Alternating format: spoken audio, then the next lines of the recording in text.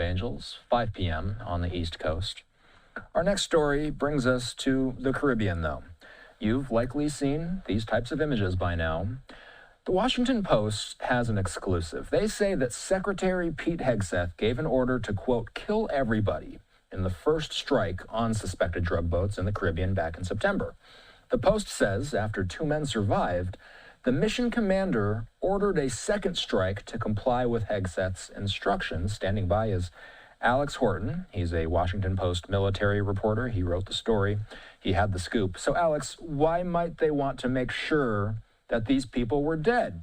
Could they have learned anything from talking to possible survivors? Yeah, thanks for having me, Austin. Yeah, that's typically how it's worked in the last 20-something years of combat in Iraq and Afghanistan and elsewhere. That you kill militants who are engaged in ground combat, but there is also value in arresting people, detaining them, asking them questions, and if you're doing a raid, capturing anything that might be useful, documents, hard drives, that sort of thing. In the region, when it came to alleged drug traffickers for the last several decades, the Coast Guard has been responsible for interdicting these boats, stopping them, arresting them, and then taking drugs and other things, and they would send them on their way to prosecution. And the Drug Enforcement Agency and other organizations would rely on that information to understand networks, understand trafficking a little better. But that's not what's happening here. The U.S. is striking these boats and killing these alleged traffickers. So their ability to understand it more is fairly limited when you do that. The SEAL Team 6 carried out the operation, and the report says after their initial strike on the boat, 2 men were seen alive. They were clinging to the wreckage. And rather than rescuing or detaining them, a second double tap strike was carried out. It killed the survivors. So, Alex, you spoke with a military lawyer about this. Did you discuss legal and ethical concerns? Yeah, we spoke to former attorneys and people who are familiar with the with the incident from the inside. And yeah, there's some legal dimensions to this, depending on I'm not a lawyer, and how this would even fall out in any kind of court is anyone's guess. But there's some subtleties here. The Trump administration has said that these people are in not international armed conflict with the U.S., which makes them combatants. But there are provisions that protect combatants in the Geneva Convention, specifically when it comes to being shipwrecked. For example, if the U.S. and China were engaged in a naval battle, and one of the Chinese vessels was sunk, if the sailors are there and they're not trying to fight you back, it is unlawful to kill them while they're in the water. You do have responsibilities to help them if reasonable, and to give them aid if reasonable, but you cannot keep on attacking them. They are not a combatant anymore. It's called oars to combat. It's a term that's been around for decades now. But a lot of legal scholars who focus on law of war issues, they are saying that these people are not combatants because the U.S. is not at war with these drug traffickers or alleged traffickers. Therefore, these strikes can be chalked up to just traditional murder. So it's really depending on your perspective and who would decide these things. But that's where sort of the legalities lies. So to people who follow the law closely on these matters, whichever way you slice it is a little concerning. Over 20 of these types of strikes have been carried out in recent months. Do we have any information to suggest if this double tap method was used on other strikes aside from the very first one? That's a good question. As far as we know, we couldn't find any other instances. And this was extraordinary for a few different reasons. One, it was the very first strike. So it was very, very, there's a lot of focus and a lot of intensity around it, a lot of unknowns about how this was all going to go. And then the very first one, you had survivors. There was a subsequent strike, sometime later. You may recall this was the semi-submersible on, I think, the Atlantic side. Yep. And there was a Colombian and an Ecuadorian who were both rescued and repatriated. They weren't tried in any American system. They weren't taken to the U.S. For questioning. They were back home within a couple of days.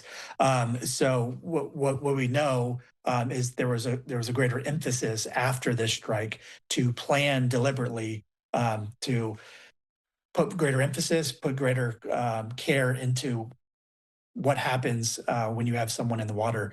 It seems to me that maybe it wasn't that um, that cognizant for people, and once it happened the first time, it seemed to be more of a deliberate thing to focus on it. But as far as we know, we don't know if, and as far as we know, there were no other double taps that happened like this. You cover the military for WAPO. What are you tracking in the coming weekend? What are you tracking in the coming days? We've been watching as the U.S. has been building up its resources in the region. What are you watching for in the immediate weeks ahead? I'm watching for things that change and turn on a dime. I think people are glued to the open source tracking of all these planes that are going towards Venezuela. There's been B-52s and all kinds of electronic warfare planes, and people on Twitter will just blow up and be like, "All right, here it comes. There's something happening." But the U.S. has those plane transponders on, so you can see them. It's about sending a message. If there's going to be a bombing run on Caracas, you're not going to see those things on open source tracking. So I'm looking for any changes of subtleties of that, ramping up of rhetoric in Caracas or Washington. But if something were to happen, that's a big if. The diplomatic talks are ongoing, the posturing is ongoing. As far as we know, these strikes have only been focused on alleged drug traffickers. But if, and I do underline the word if something were to happen on the ground in Venezuela, whether it's against traffickers or government targets, we're going to hear about it after the fact. Yeah, it's worth mentioning, too, that just yesterday on Thanksgiving, President Trump said the U.S. will very soon start stopping suspected Venezuelan drug trafficking networks by land. He said by land, acknowledging that. We appreciate your time coming on today. By the way, I will also mention that any other significant strikes that happen on water, we'll be tracking closely. What will this look like? Let's say a strike does take place on land, and maybe this is an impossible question to answer, but typically we see the DoD very shortly after the strike's over sea, they'll send out a video of this thing. Do we anticipate that they'll handle a land strike the same? Is that clear to us at all? That's not clear to me at all. I mean, that just comes down to President Trump's decision and what he wants to say with these messages. I think traffickers around the region, they're not necessarily going to know if a boat connected to one group versus another is going to happen. So, releasing the videos quick might be messaging to groups as a deterrence to knock it off. But when it comes to strikes like that, you're talking about more robust ground targets and operations, a little bit more involved than that. It's hard to know. There's things that the U.S. would want to conceal about what they're using and what they're flying, and we already see that in these videos. They have redacted imagery and telemetry on these videos, so they may not want to do that with legitimate military targets so fast, because it would give, for example, air defense systems in Venezuela a little bit more information. So they would probably, if they were going to release anything at all, they would want to wait a little bit, just so that information is not readily used by the adversary. Alex Horton is a Washington Post military reporter. Thanks for the time today. Have a good weekend. Appreciate it, Austin. Thank you. Of course. All right, the time in the nation's capital, 5:09. We do have retired intelligence officer and national security analyst Hal Kempfer standing by. He's going to join me to discuss Venezuela, the latest in Ukraine as well. Him and I have two segments coming up. Let's hit a commercial break first. Hal joins me in a moment.